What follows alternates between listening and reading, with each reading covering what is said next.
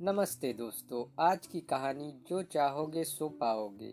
नदी के किनारे एक साधु अपना डेरा डाले हुए थे। वहाँ धुनी रमा कर दिन भर बैठा रहता और बीच बीच में चिल्लाता, जो चाहोगे सो पाओगे।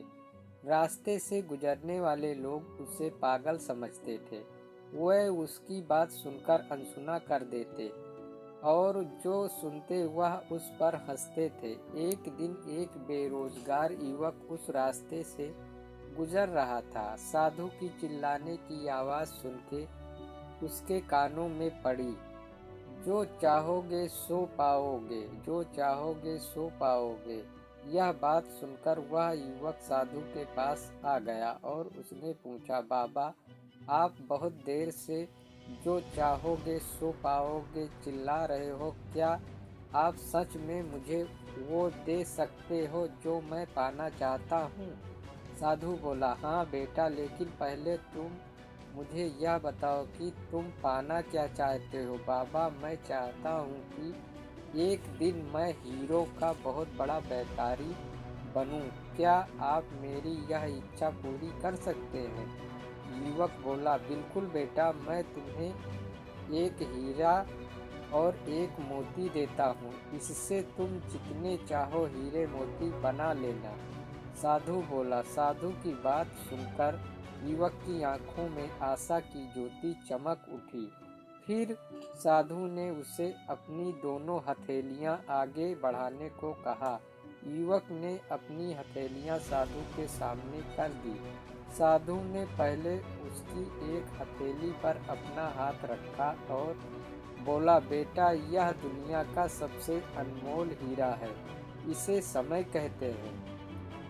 इसे जोर से अपनी मुट्ठी में जकड़ लो। इसके द्वारा तुम जितने चाहे उतने हीरे बना सकते हो। इससे कभी अपने हाथ से निकलने मत देना। फिर साधु ने अपना दूसरा हाथ युवक की दूसरी हथेली पर रखकर कहा, बेटा, यह दुनिया का सबसे कीमती मोती है। इसे धैर्य कहते हैं। जब किसी कार्य में समय लगने के बाद भी वांछित परिणाम प्राप्त न हो तो इस धैर्य नामक मोती को धारण कर लेना।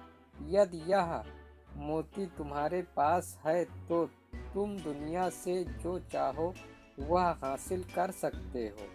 युवक ने ध्यान से साधु की बात सुनी और उन्हें धन्यवाद कहा।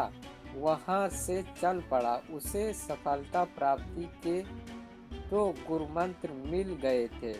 उसने निश्चय किया कि वह कभी अपना समय व्यर्थ नहीं गंवाएगा और सदा धैर्य से काम लेगा। कुछ समय बाद उसने हीरे के एक बड़े व्यापारी के यहाँ काम करना प्रारंभ किया।